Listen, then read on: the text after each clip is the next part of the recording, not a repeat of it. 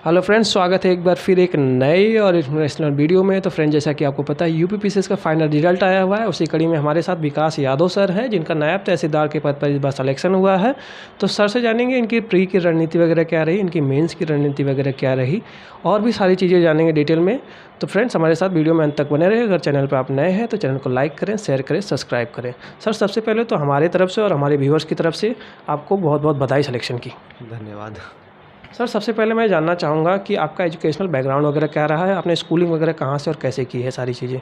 मेरी शुरुआती स्कूलिंग यहीं गवर्नमेंट इंटर कॉलेज प्रयागराज से हुई है। उसके बाद मेरा इंफॉर्मेशन टेक्नोलॉजी में ड्यूल डिग्री IIT ग्वालियर से हुआ है। उसके बाद मैंने सिविल सेवा की तैयारी स्टार्ट कर दी थी। तो सर, सबसे पहले मैं ये जानना चाहूँगा, आप जैसे बता रहे हैं कि आपने IIT किया हुआ है, तो आपको सिविल सेवा के में जाने के ख्याल कब से आया, कब आया कि अभी अब तैयारी हमें करनी है, या शुरुआत से ही आपके मन में था कि हमें सिविल सेवा की ही तैयारी करनी है। नहीं, ये तो बचपन से मन में रहता है, लेकिन स्कूलिंग और कॉलेज के समय लोग भूल जाते हैं कि ये भी करना है। लेकिन वही कॉलेज के लास्ट ईयर में जब कैरियर डिसाइड करना होता है कि किस फील्ड में जाना है, गवर्नमेंट सेक्टर में या प्राइवेट सेक्टर में, तो मुझे लगा कि गवर्नमेंट सेक्टर में जाना ज़्यादा अच्छा रहेगा। और मैंने देखा तो मुझे सिविल सर्विस ज़्यादा अच्छा लगा, तो फिर मैंने स्टार्ट कर दिया प्रिपरेशन। जी। और सर, आपका फैमिली बैकग्राउंड क्या रहा है? क्या आपके फैमिली में कोई सरकारी जॉब वगैरह में है, या पिताजी आपके क्या करते हैं, माताजी क्या करती है, और भाई बहन अगर हैं तो वो लोग क्या करते हैं? मेरे पिताजी स्टेशन मास्टर हैं झूसी रेलवे स्टेशन पे, भाई पुलिस में है, और मम्मी है वो हाउस वाइफ हैं, और दीदी हैं उनकी शादी हो गई है। जी। बस। और सर, मैं ये जानना चाहूँगा कि जैसे कि आप बता रहे हैं कि आप ऑलरेडी आपके पिताजी गवर्नमेंट जॉब में थे, तो आप यहीं से प्रयागराज से पढ़े लिखे हैं। तो मैं ये जानना चाहूँगा सबसे पहले तो कि आप प्रयागराज से जब बड़े हो रहे तो उस टाइम पे एक प्रयागराज का एक अच्छा खासा माहौल था, एक लोग कहते थे ऑक्सफोर्ड ऑफ द ईस्ट। तो उस समय से लेके अभी में क्या परिवर्तन दिखता है आपको प्रयागराज में?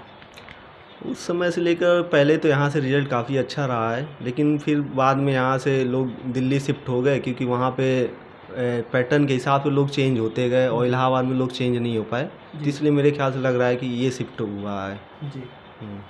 और सर, सबसे पहले मैं प्रिलिमिनरी एग्जामिनेशन पे आना चाहूँगा, खास करके दिन काफ़ी कम बचे हुए हैं, 20 से 25 दिन ही बचे हुए हैं। तो प्रीलिम्स के लेके आपकी क्या रणनीति रहती थी? आपने प्रीलिम्स की तैयारी वगैरह कैसे और कहाँ से की है सर?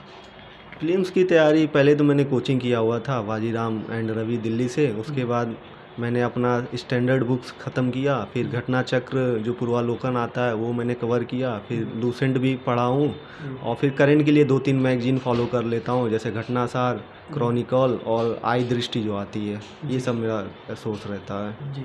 और सर, पीटी में खास करके सीसेट के पोर्शन में काफ़ी बच्चों को दिक्कतें होती हैं, तो सीसेट की आपकी तैयारी कैसी रही और कहाँ से आपने की? सीसेट के लिए मैंने पास्ट ईयर्स पेपर देख लिया 10 साल का। उसमें मैंने अपना स्ट्रॉन्ग पॉइंट आइडेंटिफाई किया, वीक पॉइंट आइडेंटिफाई किया, और उस पे मैंने काम करके सुधार किया है सीसेट में। जी। सर, मैं मेंस पे आने से पहले खास करके काफ़ी बच्चों में डाउट रहता है कि टॉपर्स वगैरह पहले से जो है पढ़ाई लिखाई में काफ़ी अच्छे होते हैं। तो आपका स्कूलिंग में क्या परफॉर्मेंस रहा है, कॉलेज वगैरह में आपकी क्या परफॉर्मेंस रही है? स्कूलिंग और कॉलेज में दोनों में ही एवरेज रहा है। टॉपर कह सकते हैं कि स्कूल के टाइम पे थे, और कॉलेज में भी एवरेज ही रहे हैं। तो ऐसा नहीं है कि टॉपर ही टॉप करते हैं सिविल सर्विसेज में। आप देखेंगे रिजल्ट उठाकर ज़्यादातर एवरेज ही लड़के टॉप कर रहे हैं, तो इसका कोई मतलब इशू नहीं है। जी। अच्छा, जैसा कि सोशल मीडिया का ज़माना है आजकल, काफ़ी ट्रेंड में है सोशल मीडिया, रील्स वगैरह काफ़ी ट्रेंड में रहती चीज़ें बहुत सारी हैं, डिस्ट्रैक्शन के कारण बहुत सारे हैं। तो आपने तैयारी के दौरान अपने आप को कैसे इन डिस्ट्रैक्शनों से बचाया अपने आप को खास करके?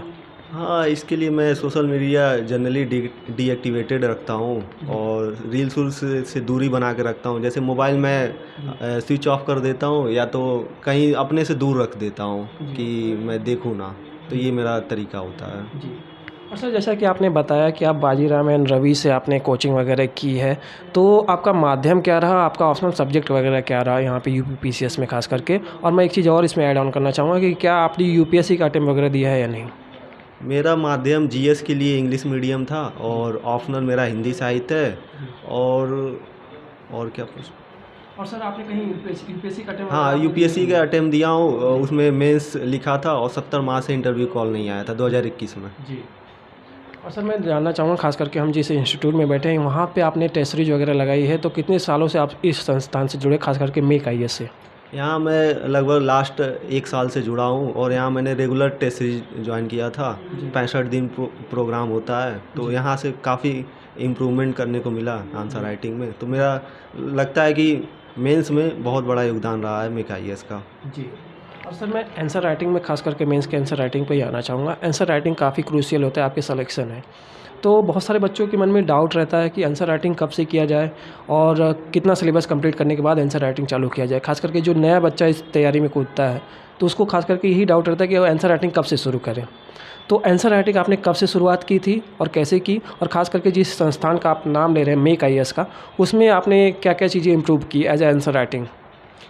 आंसर राइटिंग तो मेरे ख्याल से एक बार सिलेबस से गो थ्रू हो लेना चाहिए और सब पे शॉर्ट नोट्स होना चाहिए। जी। अच्छे से मतलब प्रिपेयर होना चाहिए सारे टॉपिक, तभी आंसर राइटिंग करना चाहिए। जी। और मेक आईएएस में मैंने अपना कंटेंट कैसे रिप्रेजेंट करते हैं आंसर्स में, स्ट्रक्चरिंग कैसे करते हैं, ये सब मैंने सीखा। जी। तो ये बहुत अच्छा रहा यहाँ इस इंस्टीट्यूट का। Content representation and data representation structure वगैरह का आपका फ्रेमिंग वगैरह यहाँ पे काफ़ी अच्छा हुई। तो सर मैं वही जानना एक चीज़ उसमें जानना चाहूँगा, खास करके जो डेटा रिप्रेजेंटेशन की बात आप कर रहे हैं, तो डेटा कलेक्शन को लेके काफ़ी बार बच्चों में डाउट रहता है कि डेटा कलेक्ट कहाँ कर से करते हैं टॉपर्स वगैरह, कैसे रिप्रेजेंट करते हैं, फ्लो चार्ट वगैरह कौन से आंसर में बनाते हैं, कौन से में डायग्राम बनाते हैं, अगर कुछ उस पर गाइड कर पाएँ आप। इसके लिए हम कह सकते हैं मेंस 365 जो आता है उससे कवर कर सकते हैं, और फिर मैगजीन्स जो हम प्रीलिम्स के लिए पढ़ते हैं उससे भी डाटा कलेक्ट कर सकते हैं। और फ्लो चार्ट्स टॉपर्स की कॉपी देख सकते हैं, उसमें बहुत से फ्लो चार्ट्स होते हैं, तो वो हम कॉपी पेस्ट कर सकते हैं अपने कॉपी में। और ख़ुद का भी इनोवेशन कर सकते हैं अगर आप अच्छे हैं तो। ये सब करना चाहिए जी। और सर मैं मेंस पे ही खास करके आने से पहले, ऑथेंटिक सोर्सेज पे आने से पहले मैं एक चीज़ और जानना चाहूँगा कि जैसा कि आप बता रहे हैं कि आपने इंग्लिश मीडियम से अपनी तैयारी की है, हिंदी लिटरेचर आपका ऑप्शनल रहा है, तो मैं ये जानना चाहूँगा कि हिंदी लिटरेचर आपने ऑप्शनल क्यों रखा? क्योंकि आपका मीडियम जहाँ तक मुझे पता है कि इंग्लिश है, तो इंग्लिश से हिंदी लिटरेचर रखने का क्या कारण था आपका? इसका कारण बड़ा सिंपल था कि जब कॉलेज में डिसाइड कर रहे थे तो 2-3 फ्रेंड्स से, तो मैं कहा यार कोई सब्जेक्ट समझ में नहीं आ रहा है तो देखते हैं हिंदी साहित्य। उस समय चल रहा था यूट्यूब पे काफ़ी कि इससे सिलेक्शन हो रहे हैं, नंबर यूपीएससी में मिल रहे हैं, पीसीएस का आइडिया ज़्यादा नहीं था, तो इस हिसाब से दोस्तों के साथ ये लिया गया डिसीजन था। बस इतना ही है। जी।